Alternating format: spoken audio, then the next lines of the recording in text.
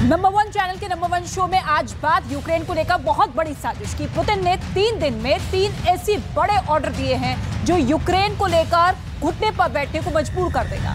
Zelensky को सबसे बड़ा खतरा इस बात का यह है कि पुतिन का फैसला अब यूक्रेन के 50 टुकड़े कर सकता है। ये बात इसलिए बहुत ज्यादा खतरनाक है क्योंकि पुतिन ने ये 3 फैसले 9 मई यानी कि विक्ट्री डे परेड को ध्यान में रखकर लिए हैं। ऐसे में पुतिन के ऑर्डर पर अब इस पर काम शुरू भी हो चुका है।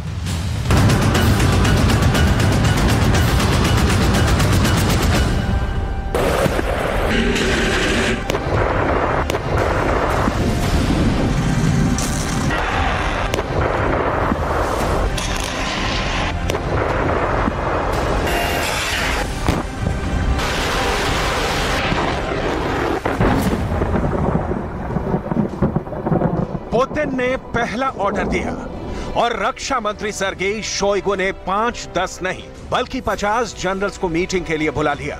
सबके पास एक एक मोर्चे की जिम्मेदारी, सबकी निगाहें पुतिन के ऑर्डर पर और सबको दे दी गई एक डेडलाइन। पुतिन ने दूसरा ऑर्डर दिया और सर्गेई शोइगु निकल पड़े हेलीकॉप्टर दौरे पर। वो नीचे उतरे और उनके सामने है रूस के हमले का नया प्लान। ये वो सीक्रेट जगह है जहां शोइगु ने 10-20 नहीं बल्कि 50 बहुत ही खतरनाक T-90 टैंक का मुआयना किया। बखमूत के बाद ये यूक्रेन के नए शहर की तरफ कूच करने की तैयारी है। पुतिन ने तीसरा ऑर्डर दिया तो सर्गेई शोइगु रूस की सबसे खतरनाक परमाणु मिसाइल का तहखाना भी देखा। ये यार्स मिसाइल का अड्डा है और यहाँ करीब 200 फीट गहरे कुएं से यार्स मिसाइल लॉन्च की जा सकती है। इस तहखाने की रिपोर्ट देखकर पूरा अमेरिका दहशत में है, पूरा यूरोप डरा हुआ है क्योंकि रूस में ऐसे 50 मिसाइलों के तहखाने एक्टिव कर दिए गए हैं। यही वजह है कि यूक्रेन पर पुतिन का फाइनल असॉल्ट जल्द होने वाला है। यह ऐसा हमला होगा जिसके बारे में कहा जा रहा है कि रूस अब यूक्रेन के 50 टुकड़े करने के लिए पूरी तरह से तैयार है। 50 टुकड़े यानी डॉनबास से लेकर कीव तक ज़ेलेंस्की का यूक्रेन पूरी तरह ढह जाएगा।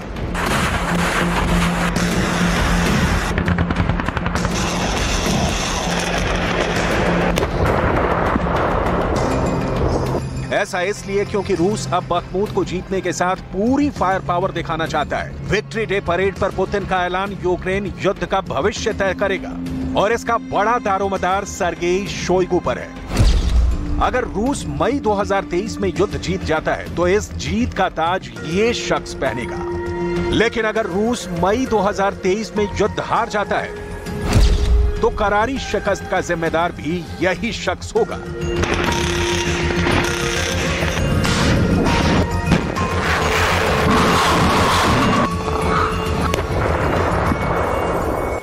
सर्गेई शोइगु ने मई के पहले हफ्ते में बहुत मेहनत की है। सर्गेई शोइगु ने रूस के वॉर रूम में एक बहुत खुफिया मीटिंग की।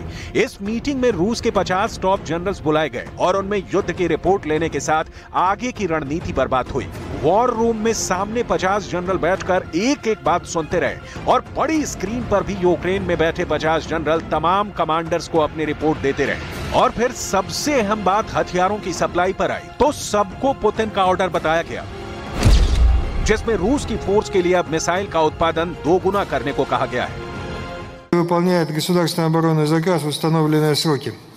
Сейчас необходимо в кратчайшее время удвоить объемы производства высокоточных средств поражения.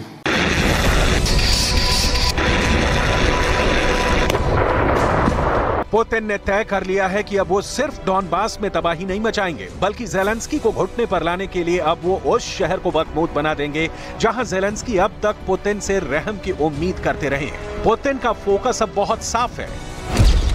पुतिन अब नीप्रो नदी के दूसरी तरफ कोहराम मचाना चाहते हैं। अब तक पुतिन के हमले डॉनबास में ज्यादा रहे हैं यानी नीप्रो नदी के पूर्वी तरफ बखमूत में, अवदीविका में, लुहांस्क में पुतिन ने खूब कहर मचाया है। लेकिन अब नदी की दूसरी तरफ यानी पश्चिमी हिस्से को पुतिन दूसरा डॉनबास बनाना चाहते हैं।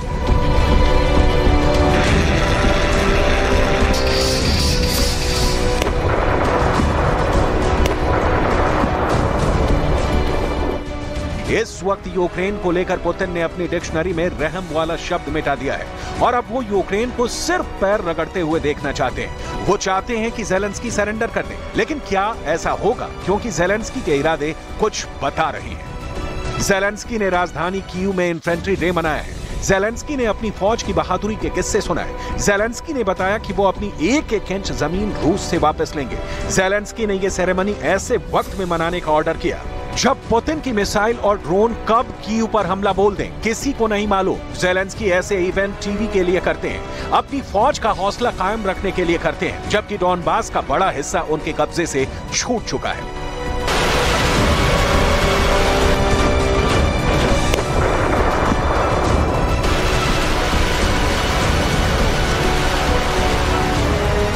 Означає хоробрість та силу воїнів-піхотинців. Те, що дає нашій державі найвагоміший результат – незламність нашої оборони. Механізовані, мотопіхотні, гірсько-штурмові, військові частини і підрозділи, наша героїчна піхота є основою захисту на полі бою, а отже… ज़ेलेंस्की अपनी फौज को जोश तो बहुत दिला रहे हैं, लेकिन सच्चाई अलग है। यूक्रेन की जमीन पर इस वक्त पुतिन का सिक्का चल रहा है। कहा जा रहा है कि पुतिन के ऑर्डर ने अब इस युद्ध की स्क्रिप्ट के आखिरी पन्ने लिखने शुरू कर दिए हैं, क्योंकि क्रेमलिन में हुए ड्रोन धमाके के बाद पुतिन ने अब यूक्रेन को कुचलने का इरादा पक्का कर लिया है। क्रेमलिन पर हुए धमाके की तस्वीरें पूरी दुनिया ने देखी हैं। इस धमाके को रूस ने ज़ेलेंस्की की ऐसी गलती माना है जिसे पुतिन किसी कीमत पर माफ नहीं करेंगे। इस हमले का जवाब देने के लिए पुतिन ने अपने रक्षा मंत्री को ऑर्डर जारी कर दिया है। ऑर्डर बहुत साफ है। पुतिन ने अपनी तमाम हथियार बनाने वाली फैक्ट्रियों को बड़ा आदेश जारी किया है।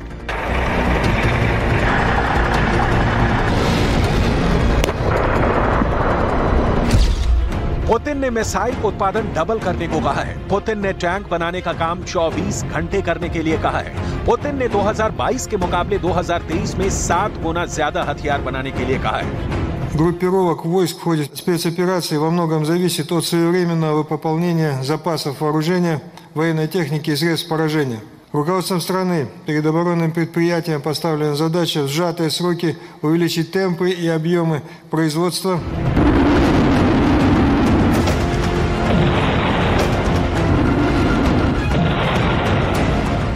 पुतिन की ये तैयारी मई महीने में बड़ा संदेश दे रही है। साथ ही सर्गेई शोइगु का फ्रंट पर पहुंचकर टैंकों का मुआयना करना और सप्लाई लाइन दुरुस्त रखने के लिए रोज अपडेट देने का ऑर्डर, ये दोनों बातें एक ही टारगेट की तरफ इशारा कर रही हैं।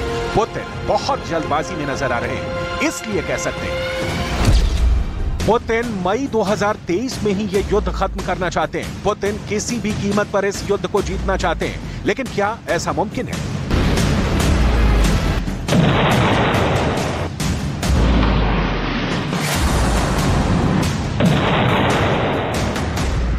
क्योंकि बखमूत में मुंह की खाने के बाद भी ज़ेलेंस्की को कमजोर समझने की गलती नहीं करनी चाहिए। ये बात पुतिन अपने कमांडर्स को बार बार याद दिला रहे हैं। इसकी वजह है यूक्रेन से आया एक नया वीडियो। इस वीडियो में ज़ेलेंस्की की फौज केमिकल अटैक के दौरान भी लड़ने की तैयारी कर रही है। ये डोनेट्स्क के पास एक फ्रंट है और आप यहाँ अमेरिका के झंडे वाला हेलमेट पहने इस फौजी को भी देख सकते हैं। साफ जाहिर है कि नाटो ने ज़ेलेंस्की की सेना को फ्रंट पर खड़ा रखने के लिए पूरा जोर लगा दिया है। ये यूक्रेन की सेना का ट्रेनिंग ग्राउंड है और यहाँ हर तरह का हथियार चलाना सिखाया जाता है। एक तरफ एक फौजी लेटे हुए मशीन गन फायर कर रहा है, तो दूसरी तरफ एक फौजी ग्रेनेड लॉन्च करने वाला हथियार लाता है, जिसे RPG-16 कहते हैं। इस लॉन्चर को कंधे पर रखकर इस्तेमाल किया जाता है। RPG-16 से थर्मोबैरिक ग्रेनेड फायर करते हैं, जो आम ग्रेनेड के मुकाबले कई गुना ज्यादा तबाही मचाते हैं। блиндаж, по якому треба було сработати і вибити оттуда противника. Тобто РПВ-16 призначені для того, це термобарична така граната. Якщо попадає, наприклад, в окоп, то там 1500 ампер, що чоловік просто живим оттуда.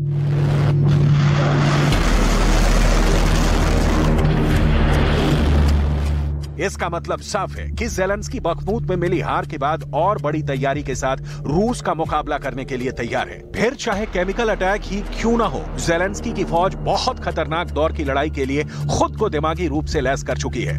वो जानते हैं कि पुतिन की सेना भी इस वक्त बहुत दबाव में है और बखमूत में हजारों सैनिकों को खोने के बाद अब नए फ्रंट पर वो जल्दी रिजल्ट चाहते हैं, यानी कम वक्त में बड़े मोर्चे पर जीतना चाहते हैं।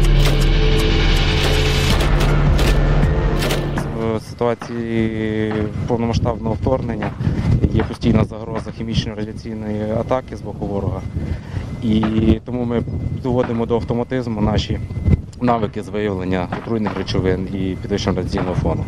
Тим паче, що отримали хороші сучасні прилади, які на голову на декілька голів вищі, ніж ті, що використовувалися раніше.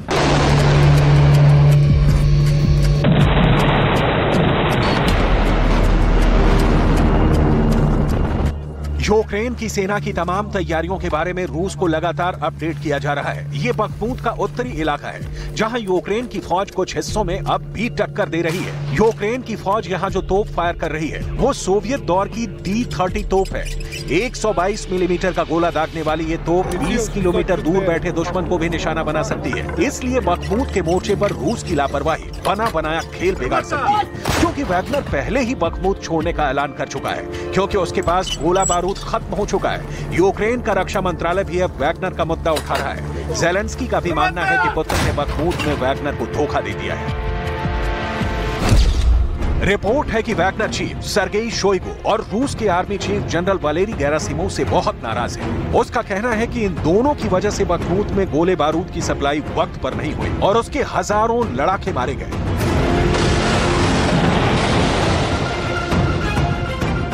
इन सब के बीच एक बात साफ है कि पुतिन ने अब सर्गेई शोइगु को युद्ध के लिए बड़ा फैसला लेने की आजादी दे दी है।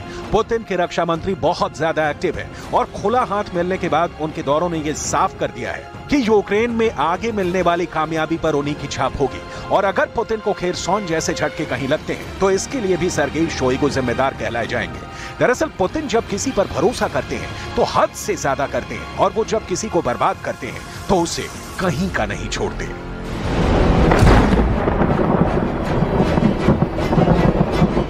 पुतिन का ऑर्डर बताता है कि बखमूत के फ्रंट पर वैगनर की तरफ हुई लापरवाही को लेकर वो बहुत ज्यादा गुस्सा है। वो बखमूत में जीत के बाद हुए नुकसान को बर्दाश्त नहीं कर पा रहे हैं। इसमें कोई शक नहीं कि वैगनर ने बखमूत में बहुत ही खतरनाक लड़ाई लड़ी है, लेकिन उस मोर्चे पर रूस के हजारों लड़ाकों की जान भी गई है और अब पुतिन ये गलती किसी भी कीमत पर दोहराना नहीं चाहते।